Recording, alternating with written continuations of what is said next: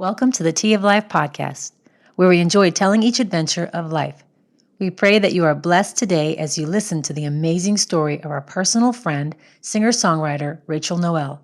Rachel shares how her passions for Christ and music led her from a state of complete brokenness to restoration, and how, during her journey, God has allowed her to travel down a road that she could have never traveled before or even imagined. Before we get started, here's a little snippet of Rachel's latest song. Where I journeyed, I've never walked alone.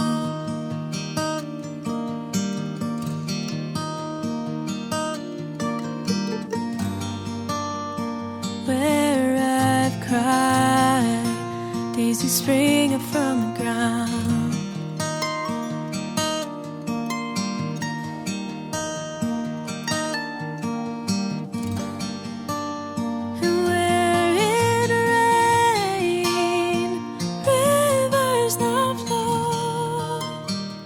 He just scoops us up and holds us. It's like, it's okay. I got this. I got this. You don't have to do a thing. Mm-hmm. And I think that's the first time in my spiritual walk with the Lord I realized, wow, He doesn't demand anything from me. He wants me to interact with Him in relationship, but there's not this expectation of do, be. It's so much more simple than that.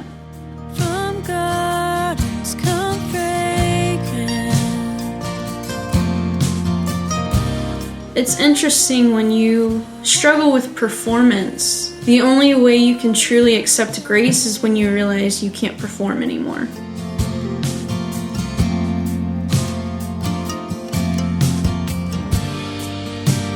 Why do I love doing music? Why do I love writing? Why do I love serving other people through my music? It's because it makes me feel alive. Why would I give up doing something that makes me feel alive just because I can't make money doing it? When my faith died, you wrapped me in your arms. Please welcome Rachel Noel! Woo! Rachel, thank you for being on the show today. Thank you for having me. So, funny story. We first met at Marietta Vineyard. I think it was back in, I don't know, I was trying to think when it was. Maybe 2006 or 7 or... It should have been around 2006. Yeah. Okay, because I was trying to figure that out. And you came with the Irbies, Josh and Taylor. That's how I first met you, was through them, because you had Campus Crusade. Or you knew them through? I met the Irbies through Campus Crusade, and I believe they encouraged me to do the Rhythm and Hues, which was a open mic kind of deal on Friday nights. And I played that a couple times and got to know some of the people at the church and kind of got grafted into that group of people and started going there regularly on Sundays. So the Rhythm and Hues was like the gateway drug. It kind of pulls you in, and then you're like, oh man, I really like these people. I want to hang out with them more. So, yeah. And I was there. Allison and Chad Mackey, they were leading that, and then I was kind of under them preparing to take it over, but I actually didn't. So that's a different story, not for today's podcast.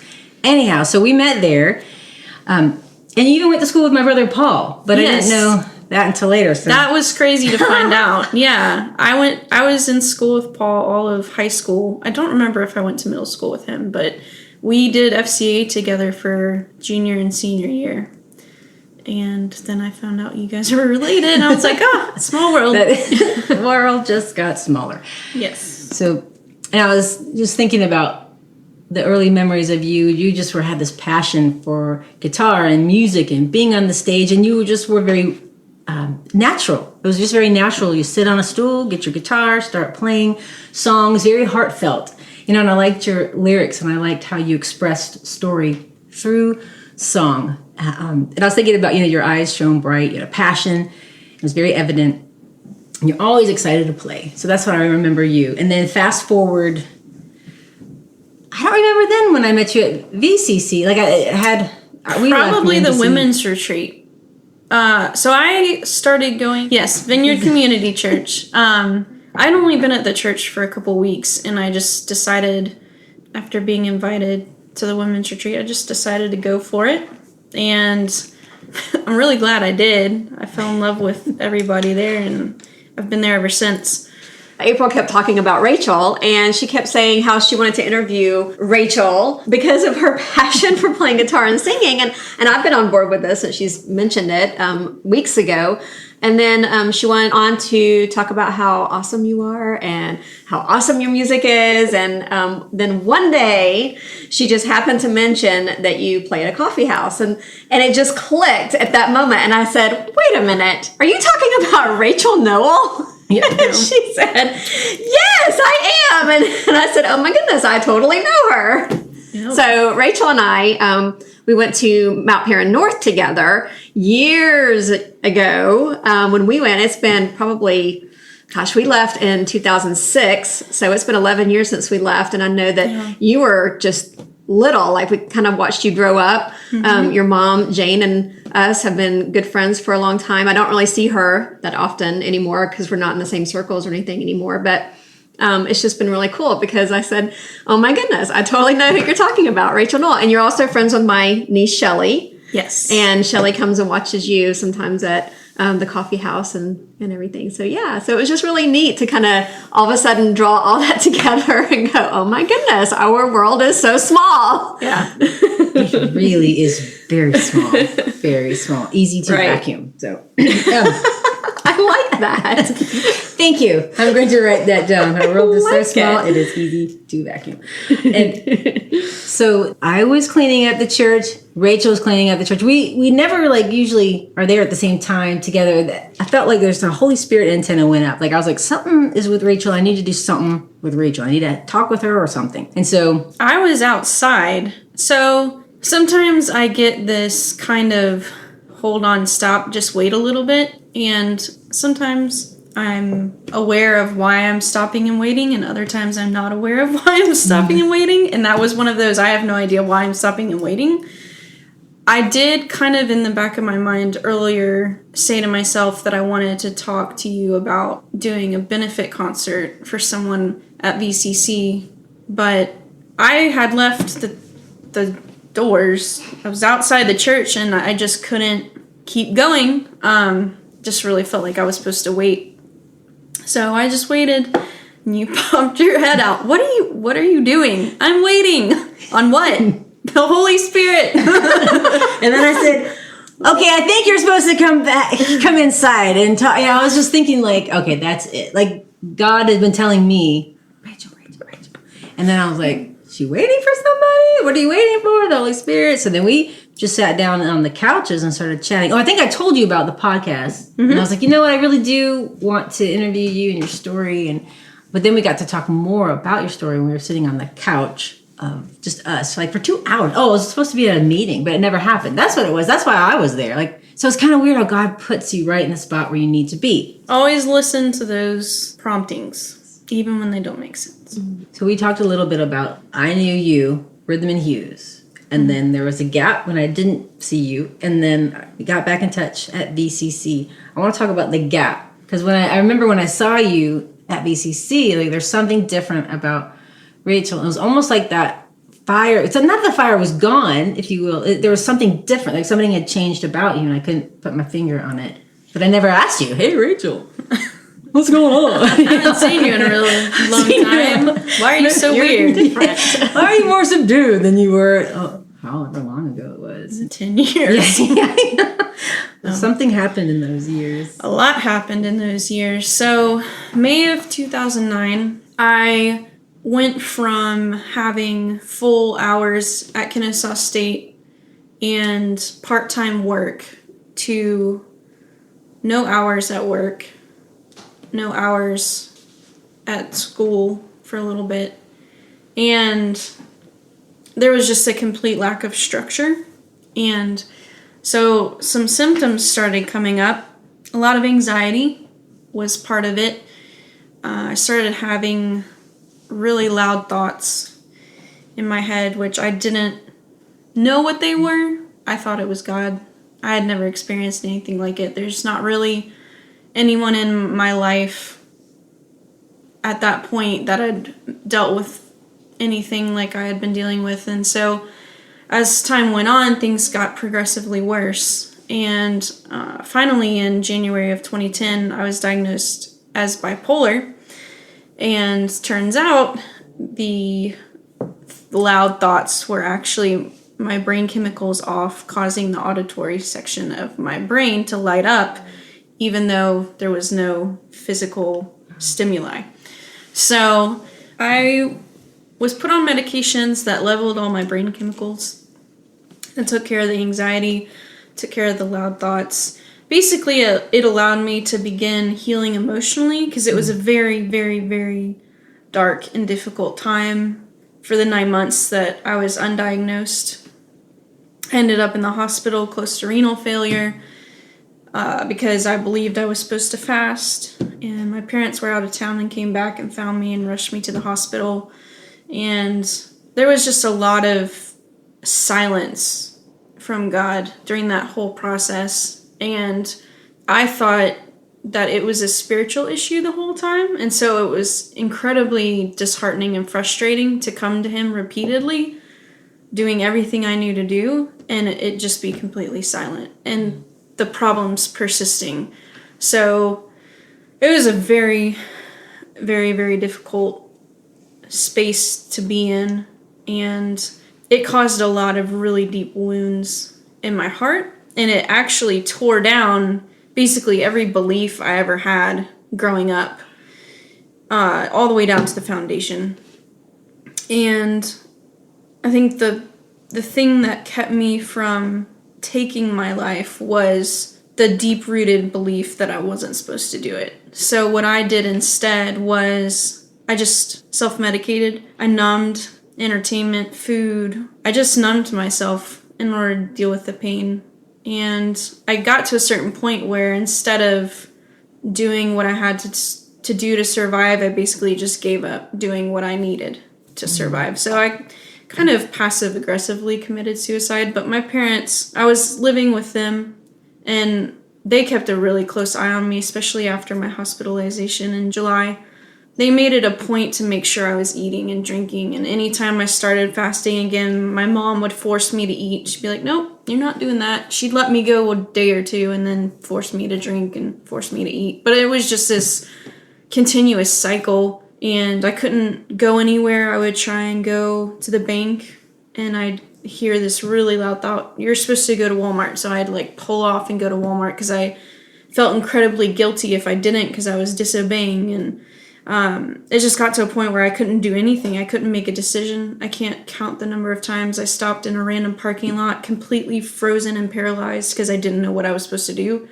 And I'd just cry. And I'd be like, I don't know where I'm supposed to be. I don't know what I'm supposed to be doing, because the anxiety was so intense. I automatically equated that feeling with, oh my gosh, I'm not in the right place. I'm not doing the right thing. Even though it was a physiological thing that was happening in my body, I made associations that weren't correct, and it caused a lot of trauma and a lot of frustration, to say the least. So being on medication took care of all of those issues, but there was still a lot of emotional and spiritual healing that needed to happen. But the cool thing is, going through all of that and God sparing my life and giving me another chance, all of those things, all of those belief systems that were rooted in culture, they were torn down, and he's been building truth in the place of that. So now I have a foundation in a house that's built out of bricks instead of toothpicks. And what's funny is, before I got sick, I remember specifically praying, God, I want you to take everything, every idea, every belief system that's part of the culture I grew up in, going to church as a kid, take all of that and remove it and replace it with the truth. And little did I know that I would end up getting sick, and that would actually happen. He fulfilled that promise. I wish he wouldn't have done it the way he did it, but he did honor that prayer. And it's just been a process of rebuilding in healthy ways.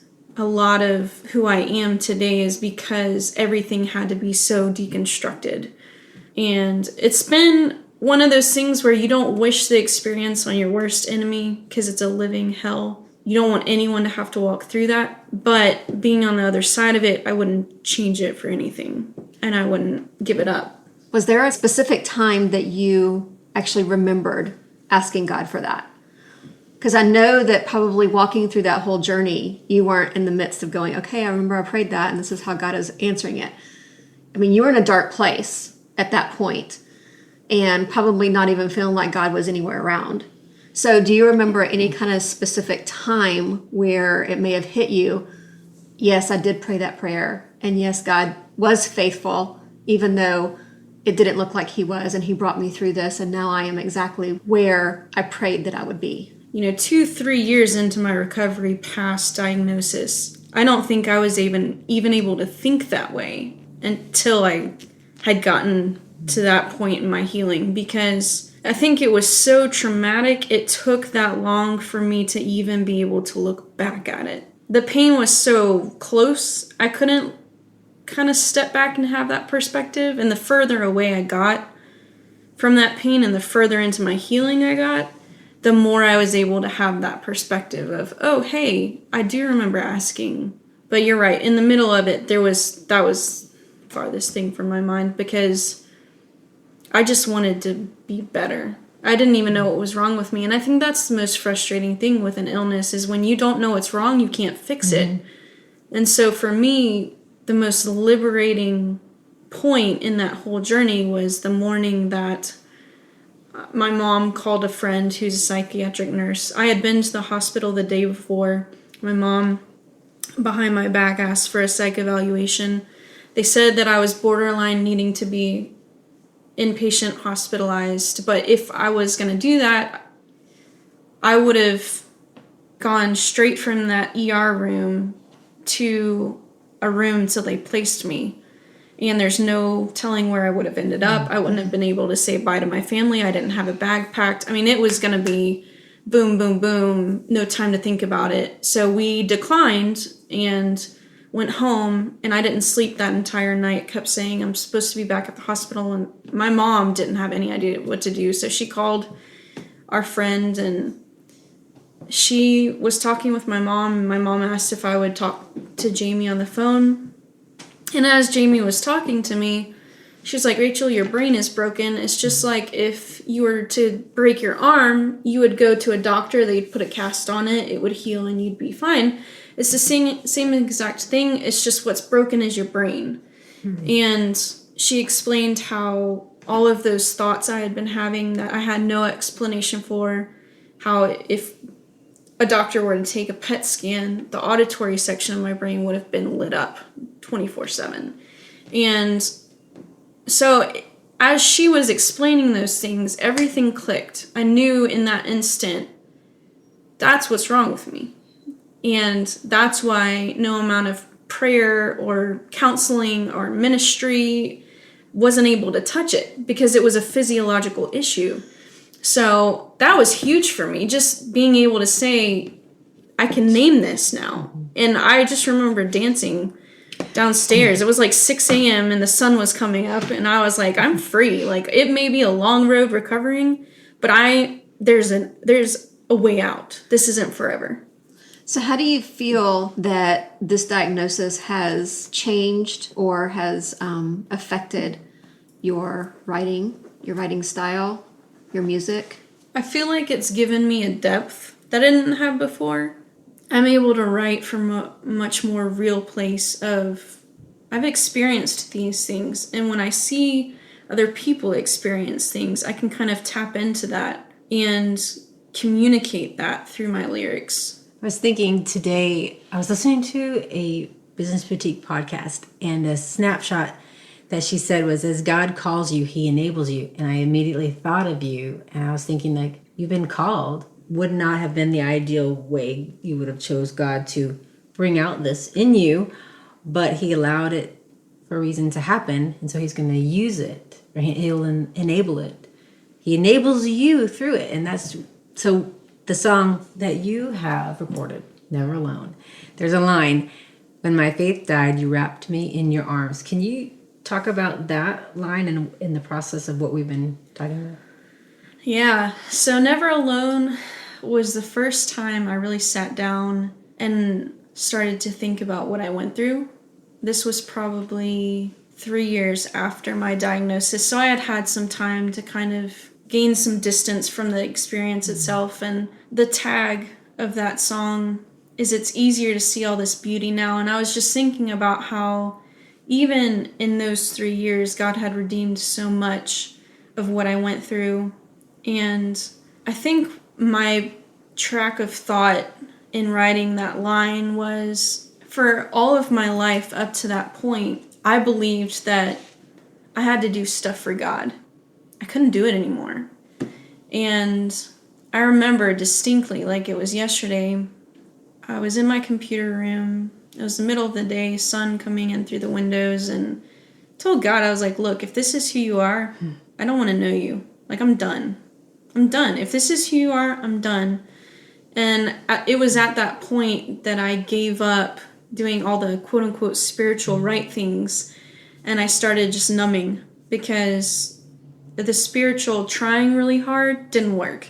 And I was like, well, I'm just going to go off the deep end and do whatever it takes to stay sane. So according to my theology, prior to being sick, in that place of my faith being completely dead, I was serving a God that A, would have either been disappointed with me, or B, would have just kind of walked off and said, okay, well, if you're not willing to try, then I'm going to give up.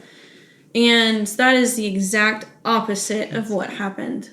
I couldn't see it in those moments of darkness and frustration and just dead silence.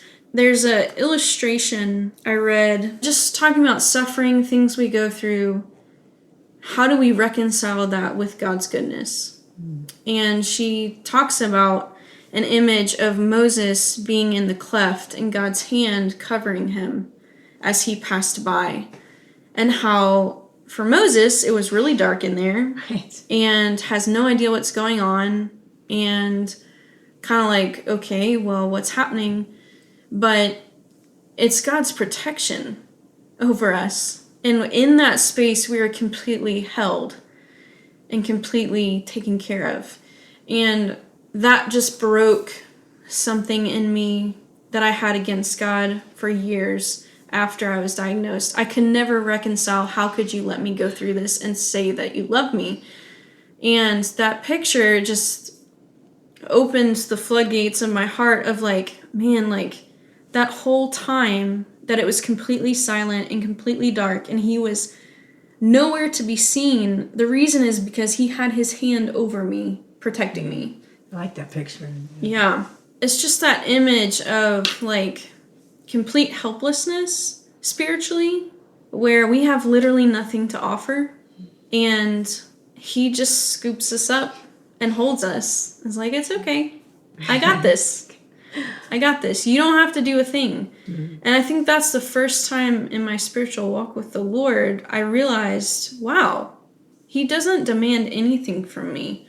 He wants me to interact with him in relationship, but there's not this expectation of do, be. It's so much more simple than that. And it just released me to rest for the first time in 20 years.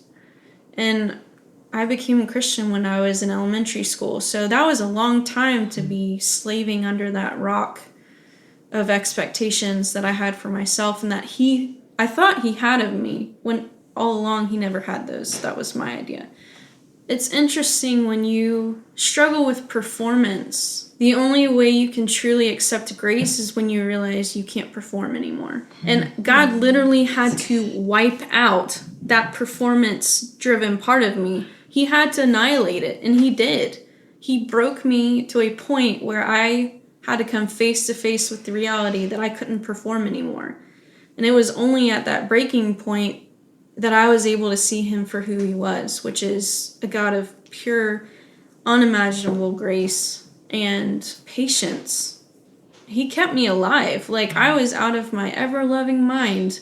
I was about to walk out the door of my parents' house one day and walk all the way down to Atlanta to live with the homeless. I'm not exaggerating. I'm not saying it to be funny. I literally was weeping, about to walk out my front door, and my mom's like, what are you doing? I said, I have to go. I have to leave. And she's like, what do you mean? I was like, I can't tell you. I just have to go. And I made it all the way down the street and to the edge of my neighborhood. And I just was bawling my eyes out. And my mom eventually came up in the car and was like, get in the car. You're not going anywhere. I couldn't take care of myself. I was more helpless than a toddler. Like, a toddler could do more for itself than I could do for myself because of how sick I was. And he took care of me.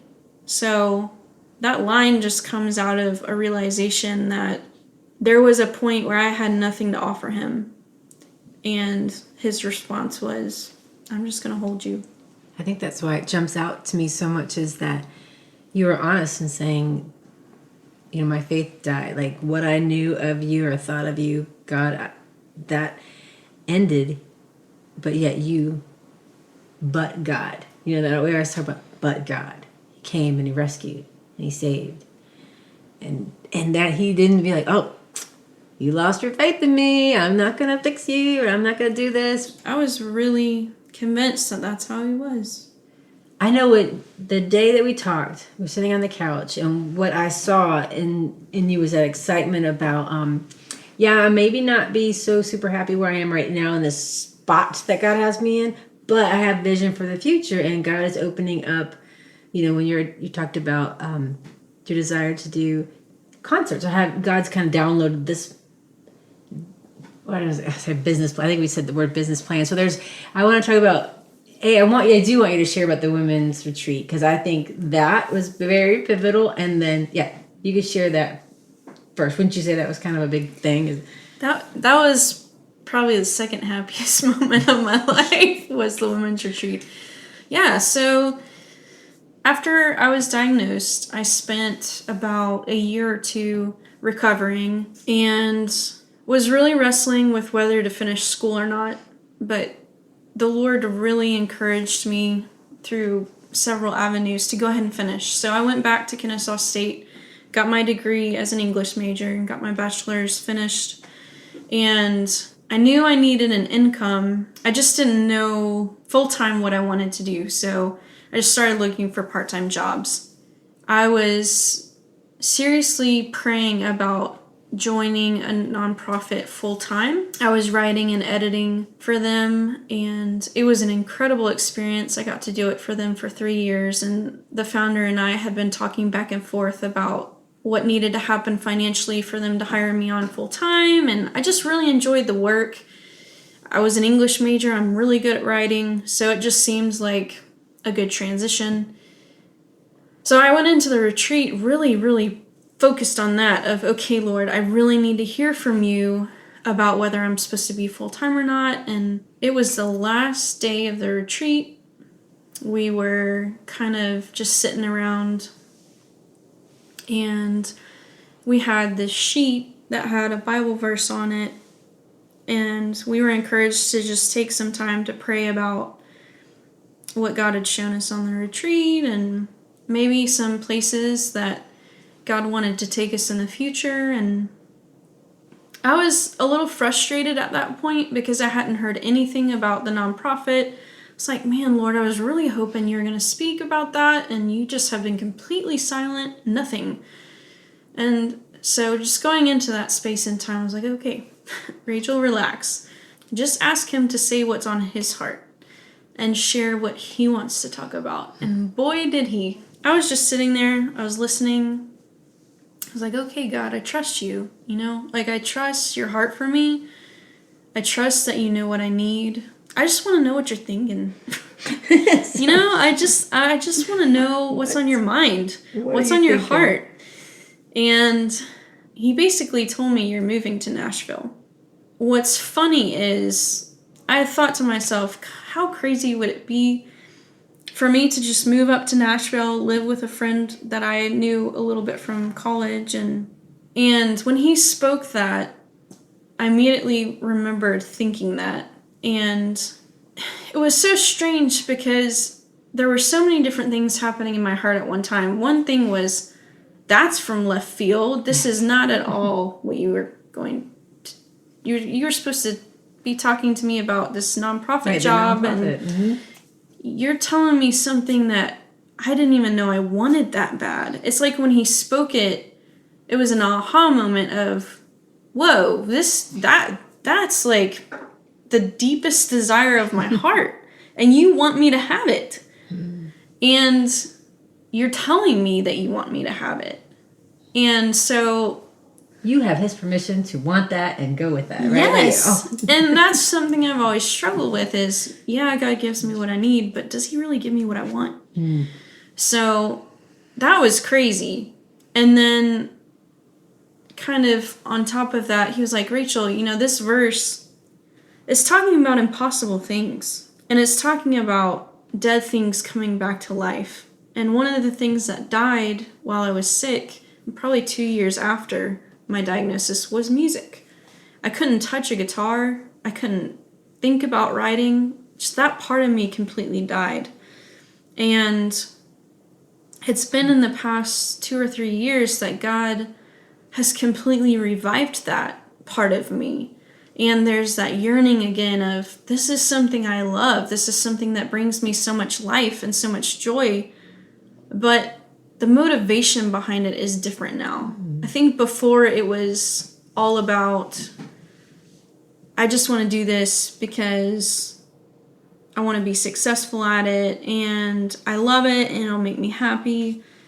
And more than anything now, I see it as a vehicle. I see it as a way to interact with people, kind of like I was saying earlier, to come alongside people who are broken, who are hurting, who are dealing with really heavy stuff. It's an opportunity to just say, hey, like, I understand, and I'm gonna walk with you through it. And what's crazy is that revelation of Nashville kind of opened up a part of me that it's not just a pipe dream. It's not just something that I came up with, but this is God's heart for me. Like, those deep desires that I have, he put in there, and he wants to fulfill them. It was hard for a long time to reconcile, okay, you told me Nashville, like, nothing has changed. And it was a really frustrating space to be in, just because what was promised isn't at all what my present looked like. so you have to keep on to that hope. Okay, so the house that we stay in is called the Banana House, and there's like a gazillion rooms in there, and there's a lake behind it, and a pool. It's beautiful, and each room is named a different room. And so I think I was in the South Carolina room, whatever. There's North Carolina, different states or whatever. Okay, or different places. God has such a sense of humor. I was looking up, and I was like, gosh, there's a Rock City sign as a headboard for both beds. What room am I in? I kind of opened the door. It says Nashville, Tennessee. And what God had been speaking to me about while I was reading and praying that day was, I was reading the passage where the Lord delivers the Israelites from Egypt. And I felt like God was telling me in that moment, like, you're about to be delivered. And so that happened the day before. And then our last day there, he told me, basically, you're going to live in Nashville. So it was just a string of like, Rachel, I've got you. And what you thought you needed and what you thought you wanted isn't at all what you needed or wanted. I have something 10,000 times better for you. So this past year and a half has been a process of me working through, okay, well, what does that look like? Because I was really hoping that, okay, in like 3 weeks, God's just going to open all these doors. Isn't that what we think? Yes. That's because it's the wonderful, easy way. My bags. And it was hard for me because I was like, how do I make commitments? How do I invest in things? How much time do I have? And there were a lot of preconceived notions I had about how Nashville was going to happen. And it took me like 9 months of mourning the fact that God wasn't going to do it like that. And I finally, this January, came to peace with, it's not up to me. I was able to let go of it in a healthy way. Not let go of it of, oh, it'll never happen, and God lied, and not that side of things, but more of complete trust. complete trust in the fact that when I'm supposed to get up there, I'll get up there, but I can't keep sitting in the waiting room letting my life pass me by while I'm quote unquote waiting on this promise from the Lord. And what's funny is I had a hard time focusing because I'm the kind of person that needs one or two things to just really pour myself into. And so I was asking him, I was like, what am I supposed to be doing in this time of waiting for Nashville to pan out? His response was, have fun. I was like, man, I'm such a Debbie Downer that God has to tell me and remind me to have fun. Like, that was his response. He's like, Rachel, just enjoy your life. Like, live your life. Isn't it cool, though, that we serve a God who wants us to have fun? I mean, how many times have we, like, maybe not done something just because we think, oh my gosh, like, God would totally not be in this. Right. Or the fact that, oh wow, God does have desires for me. He wants these desires that I have.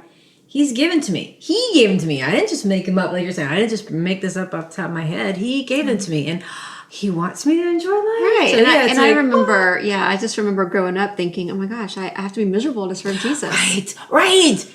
Or look a certain way, or drive a beat up car. I totally get that. So you had mentioned this book, and it kind of like was like, you know what, even though I am not where I maybe want to be, God is still using it. He still has a plan for me right now, kind of is what I got from that. I believe it's called Letting Your Life Speak. Okay, I'll find it. And it's an old book. It's really small. It's not one of those books that looks like it's going to be life-changing. It's one of those things you probably just pass over. Be like, oh, yeah, that's nice. But it was given to me by a friend, and it's all about vocation. I think that the biggest thing I've struggled with, knowing I'm called to music, knowing my biggest dreams are to be a writer and a recording artist, and to live in that world and make my living doing that, the biggest struggle is, well, how do I support myself now? Because all of that stuff isn't happening right now, and I can't make enough doing that right now. I have to be a responsible adult. So there's always that tension of, like, God, you've put these dreams and these abilities inside of me. How do I stay faithful and be a good steward where I'm at while also being a responsible adult? And I think that every creative has that struggle of, what do I have to do to be able to do what I love and make a living doing it?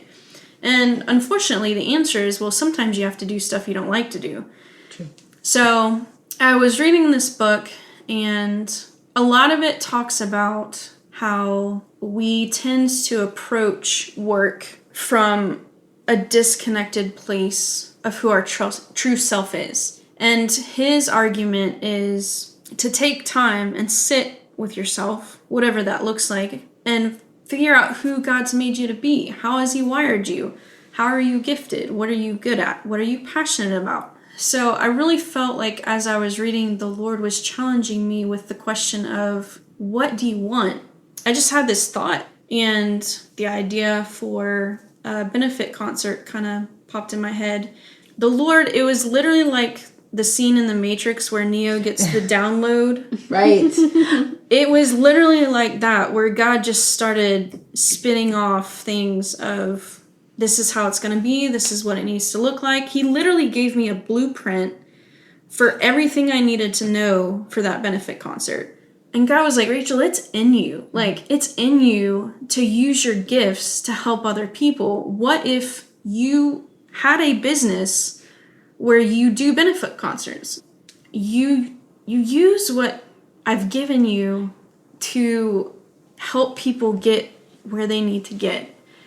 And it's interesting because I never would have thought of that. It never would have occurred to me that could even be a job. And I'm kind of in that space of, okay, Lord, you gave me another Nashville. Yes. You gave me. I just wrote you down. gave me another Nashville. Yes. Like, that's not going to happen tomorrow. I'm not going to open my eyes and be like, oh, wow, I have this really successful business. Like, that's another really long road. But I think what I'm finding is, like, you be faithful with what you've got. So right now, to provide for me monetarily, I'm looking for a full-time job. That's the direction I'm moving for right now. But what's beautiful about it is all that time that I'm doing that, I can be pursuing the other thing. You don't have to just give up on those dreams because you have to think practically right now. Because it is a process. Building a career and moving to a different place is a process. And building, a business, all of it's a process. You can't just wake up one day. I think American Idol and The Voice have kind of implanted an idea in us that you can have instant fame. That is like 1% of every situation. Most people start somewhere and just slowly build. And eventually you'll make enough doing what you love to where you can let go of what you have to do. As I'm listening to your story and I'm learning about your journey, I can't help but just immediately reflect back onto King David. And I look back at his life and his beautiful writing and Psalms that we're all very familiar with. And I can't help but think that he may have possibly been bipolar as well. And had he not been, we would have never had Psalms. True. Right. Yes. So he was in his highest of highs one moment. He was in his lowest of lows the next. That's why we have one psalm where he's praising God, and then the next psalm where he's like, oh, God, kill me. I'm a worm. Right. But God used David in big and mighty ways. So when I look at you and I hear your story and I see your heart, I think, wow, God's got some amazing writing plans for you. And there's someone out there who needs to hear what you have to say and sing. And there was just like this one sentence that just kept going over and over and over in my head, and I just wanted to share it with you. It says that God is not using you in spite of your bipolar. He's using you because of your bipolar, just like he used David. Thank you. I appreciate that. If you would like to hear Rachel's entire song, you can visit rachelnoelmusic.com or download it on iTunes. Feel free to buy one and gift one. While you're there, please help us reach more people by leaving us a review. We're not asking for a pat on the back. We're asking you to help us encourage more people to seek and cultivate their passions like Rachel. So if you would take a moment and leave a review, we would really love that. And as always, you can find us at tiaoflifepodcast.com.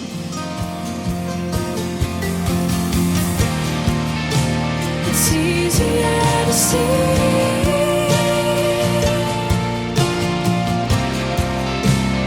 all this beauty now. It's easier to see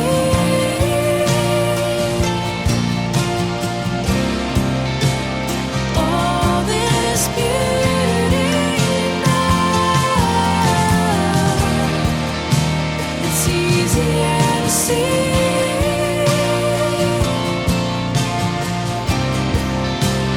all this beauty now. It's easier to see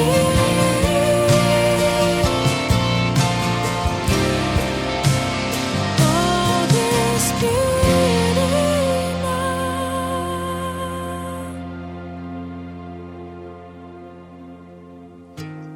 From beauty comes splendor, from gardens come fragrance.